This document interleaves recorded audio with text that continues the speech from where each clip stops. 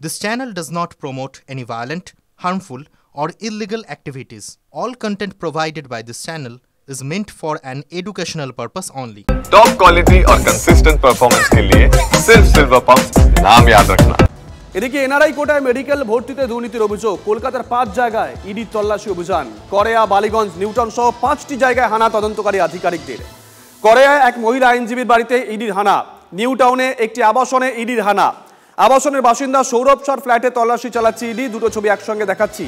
ED সূত্র বলছে NRI কোটায় মেডিকেলে ভর্তিতে মিডলম্যান হিসেবে কাজ করতেন এই সৌরভ।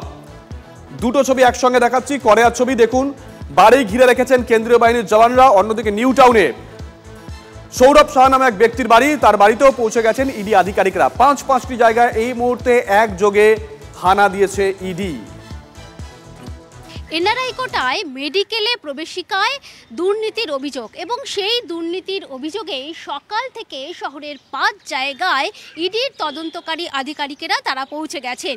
একদিকে নিউটাউন, বালিগঞ্জ এবং করেয়া রোডেও পৌঁছে গিয়েছেন ইডির তদন্তকারী আধিকারিকেরা। করেয়া রোডের থাকেন একজন আইনজীবী যার নাম মুনমুন ব্যানার্জি। সেই মুনমুন ব্যানার্জির বাড়িতে ইডির তদন্তকারী আধিকারিকেরা তারা পৌঁছে গেছেন। তার বাড়ি সিআরপিএফ জওয়ানরা তারা ঘিরে রেখেছেন এবং এই ঘেরাটোপের মধ্যে দিয়েই তাকে জিজ্ঞাসাবাদ করা হচ্ছে। যারা মিডলম্যান হিসেবে কাজ করেছেন এই যে এনআরআই কোটা, সেই এনআরআই কোটার জাল সার্টিফিকেট করা, সেই জাল সার্টিফিকেট তৈরি করে কোটি কোটি টাকা নয়ছয় করা হয়েছে।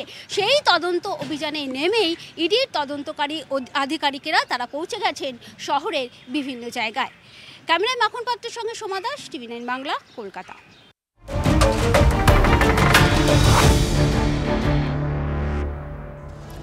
শামসেরগঞ্জে অতি সক্রিয় পুলিশ আর ব্যারাকপুরে সিসিটিভি ফুটেজ পেয়েও হাত গুটিয়ে পুলিশ, এমনটাই অভিযোগ উঠে আসছে।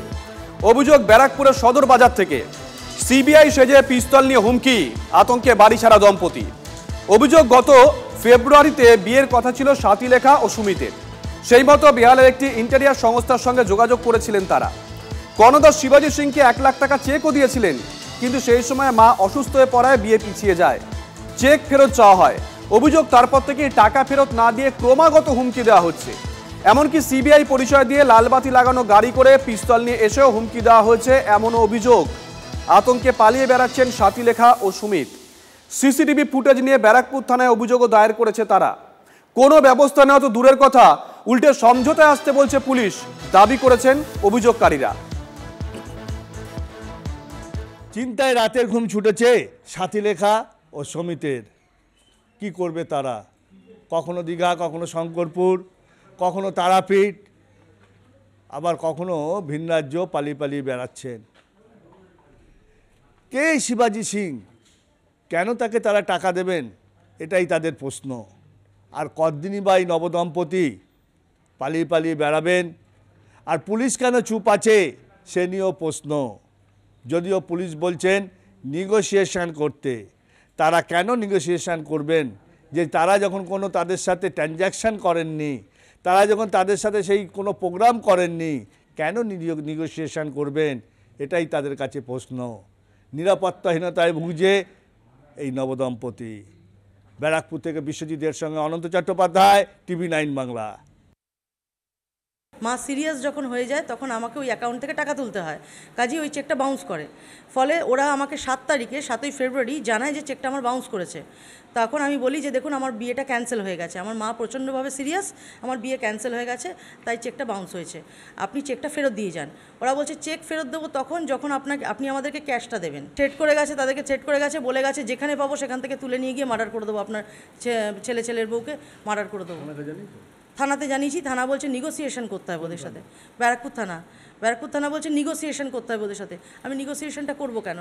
আমাকে খুনের হুমকি দিচ্ছে, তাদের সাথে আমি নেগোসিয়েশন করবো? আর যেখানে কোনো প্রোগ্রামই করলাম না আমি, সেখানে তাদেরকে কী হিসেবে আমি টাকা দেবো?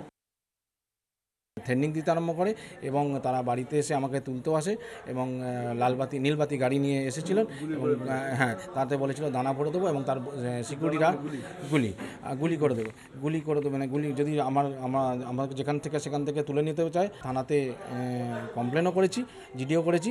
তো এই মতো অবস্থাতে তারা আমাকে গত পরশু দিনও আমাকে ট্রেনিং দিয়েছে যে আমরা সিবিআইয়ের আমার মানে এরকম আমাকে পালিয়ে পালিয়ে যেতে হচ্ছে।